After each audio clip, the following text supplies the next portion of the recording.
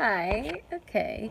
Semi-awkward here. I don't know why I keep trying to do these videos because they're clearly horrendous. Anyway, um, so, oh my god, it's 10 o'clock already. I just get these impulses and these random moods and random inspirations to pop on here. Why did I want to pop on here? So, I have a bunch of interests and a bunch of things I like to do and a bunch of random, I guess you could say, hobbies. That word makes me nervous. I don't know why, but it does. Okay. So, I just, okay. So basically, I like astrology a lot. A lot of YouTubers on here talk about astrology. Um, so I want to talk about astrology also. And maybe kind of just do a little like intro to people who, believe it or not, there's still so many people who have no clue. They don't have know the first thing about astrology. They just think it's not valid or real. Whatever you believe, if you believe it, that's great. If you don't, I don't really care. But I just like it, and I feel like people don't know the first thing. Okay, this is a really long intro, so I'm going to just cut to the chase and really try to break this down like baby bites for you to just get a quick little intro about what is astrology, and yeah, what it's all about. Okay, I'll be right. Okay, so the first thing is that astrology pretty much is the study of the stars and the planets. So, so there's astronomy and astrology. Astronomy is literally the science of it, so the science of what kind of stars there are and the planets and how far they are from Earth and all that jazz. Astrology is just the ancient study, oh my god, how do I say this? The ancient tradition of studying the different constellations, which are patterns of the stars and the planets and where they're positioned in the sky. And based on that, different energies come down to Earth based on the positioning of the stars. So, okay, it's kind of, okay, so if you think about it, you know, if you believe in God, if you believe in a higher power, if you believe in any spirituality at all, so you can just imagine, let's say, however you want to call it, there's this higher power, this higher energy, and it's almost like you have a shower head, okay? And you can imagine that shower head has all the little dots that the water flows through, but like in a specific pattern. And based on that pattern, that's how the water is going to flow. And I mean, that's kind of a very basic example, but if, let's say, it's a star, it'll flow in a star. And if the dots are made to look like a rose, they'll come down looking like a rose. So in a similar aspect, it's kind of like that, because based on the planet or the constellation or the position of where the stars were when you were born, it affects the kind of energy that influences who you are, on many different levels of your personality and the way that you approach life and walk through life and everything like that. So that's kind of more of the astrology that I like to focus on, just kind of personality and gauging other people's personality and how they interact with other people, etc. And then there's a whole nother aspect of astrology that goes even deeper than that, which tries to predict events and you know like your horoscope, and based on the different energies and time and space and stuff like that. So that's more of like Mercury retrograde, stuff like that. So I'm not really that literate, so to speak, in that aspect of astrology. I just happen to, I know, and, kind of do the basics. And maybe I'll see if I'll do some more research myself to give a whole full blown course. But I think that most people just kind of want to know the ones that are like helpful for them and figuring out their personality, other people's personalities, and how that has to do with dating and all that fun stuff. So, wow, that was another intro. Okay, so without further ado, I'm going to just quickly, I'll just go month by, whatever, I'll just go through each zodiac sign and their dates. Okay, so, all right, so I just wanted everything written in front of me, so I kind of wrote it down in my little notepad over here. Okay, so sign again begins actually not in January, but its first sign, so to speak, is in March. Okay, and another thing you'll notice is as I go through this, most of the time, the dates or the time frame of a specific zodiac sign is not just a month, but it's a time frame between 2 months. So it's usually from 20 to 20. So it's not like, everyone who's born in February is all Aquarius. That's not how it works. So I'll explain like the first one. So the first one is from March 21st through April 19th. Okay, so if you were born between March 21st or April 19th, your zodiac sign is Aries. So Aries, their symbol is the ram. And I think it's just because that constellation looked like a ram.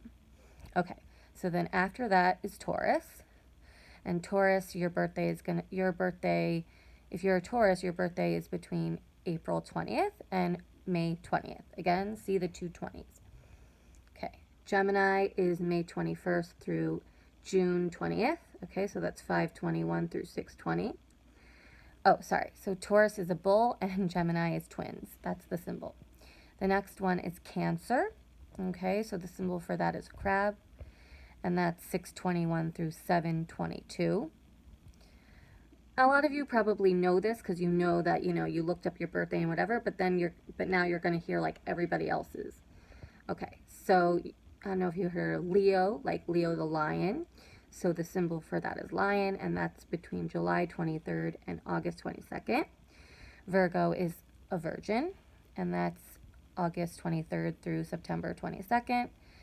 Almost done. Libra is the scales, and that's 9/23 through 10/22, so September 23rd through October 22nd. Then we have Scorpio, which is a scorpion, and that's 10/23 through 11/21. Sagittarius is the archer, just like a bow and arrow, someone who uses a bow and arrow, and that's 11/22 through 12/21. Then we have Capricorn, which the symbol is a goat, and that's 12/22 through January 19th. Then we have my sign, which is Aquarius, and that is the symbol of someone who is bearing water on their shoulder in a jug, so a water bearer. And that's January 20th through February 18th. And then finally, the last one is Pisces, which the symbol is fish, and that's February 19th through March 20th. So, I figured I would just kind of go through that. What I could do maybe, so it's hard to explain. Okay, so those are the 12 signs. So basically, what does that mean? What is the significance? The significance is that it's not just a symbol, but based on your zodiac sign, you are more likely, it's not guaranteed, but you are more likely to exhibit certain character traits. Okay, you're more likely to act a certain way, react a certain way, just, have certain traits about you. So it's a little bit more complicated than what most people think. It's not just like it has to do with the month. Each zodiac sign can be categorized further into four groups of three. And each one is designated to a element. So it's a very big thing in spirituality that, you know, there's four elements that make up the world. So there's air that we breathe, earth, and water. Those are like the four main elements that comprise the world.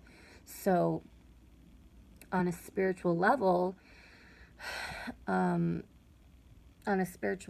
these zodiac signs, for some reason, fall into these categories because, how do I describe this? Based on what category you're in will actually influence what kind of person you are. So, based on the element. So, okay, so I will briefly just explain that to you. Okay, so for instance, I'll give you an example. Okay, so Aries, Leo, and Sagittarius are three signs, okay, in the category of fire, all right? Cancer, Pisces, and Scorpio are all in the water element, okay? Then we have Taurus, Capricorn, and Virgo in the earth. And then finally Aquarius, Gemini, and Libra are in the air. So what does that mean? That means that all of those signs that are within a similar element are actually going to be similar to each other. So even though every single, you know, zodiac sign has its uniqueness and, you know, its own characteristics, four groups of three of them will be similar. So all the Aquariuses and Geminis and Libras will have something in common because they're all air signs. And all Tauruses, Capricorns, and Virgos will be similar because they're all earth signs. Does that make sense? So, let's just kind of describe that a little bit, and then maybe it'll help when I go into each one. Okay, so what does that mean? So, if you think about Earth, right? Earth is still, okay? Earth is hard. Earth is immobile. It's just there, you know? So how does that kind of work in like a psychological way? A lot of times, Tauruses, Capricorns, and Virgos can be very stubborn. They're stuck. They're sticks in the mud. That's the kind of thing. They're stuck. They're stubborn. They have an idea. It's their way or the highway. You know, they're very stuck. What's another thing? Earth doesn't move. It's very stable. It's very secure. So Capricorns, Tauruses, Virgos, they crave security. They crave just things being in tradition. They love tradition. They love upholding. They love a family unit. They love a couple unit. Another thing is that what is Earth? Earth is the medium of growth, right? You plant.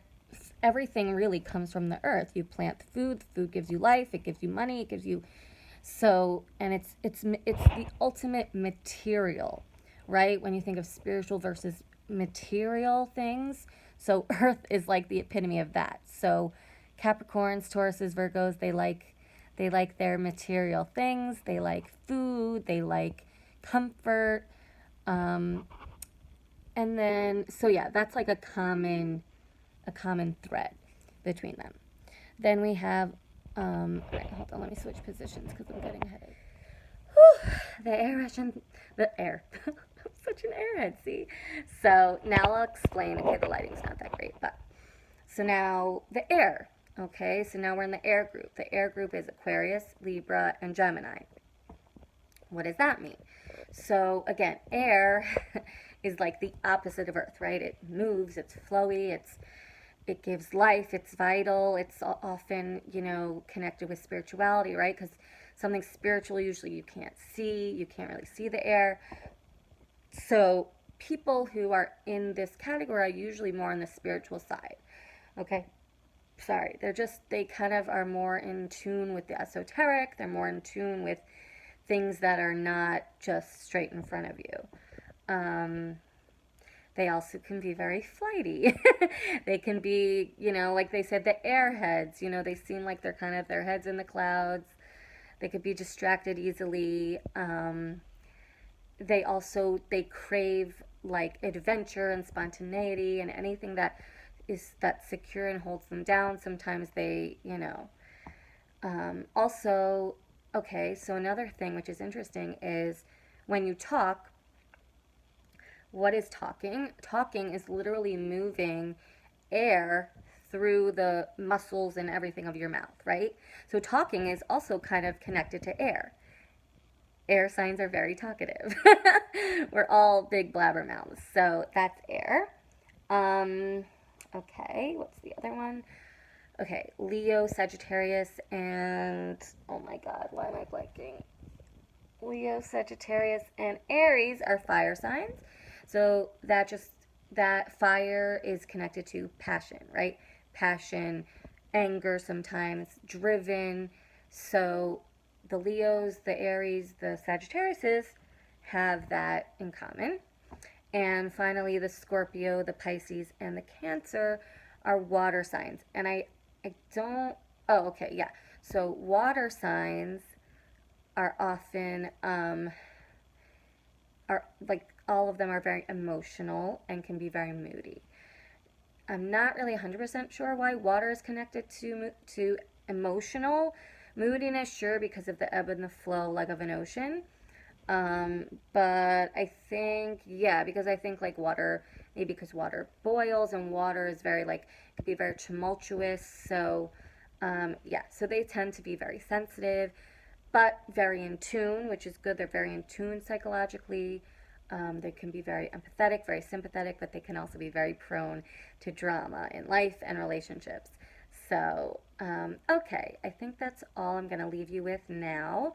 And then in the next video, we can go into more depth into each sign, and just kind of get a little intro into the world of astrology. All right, good night, guys.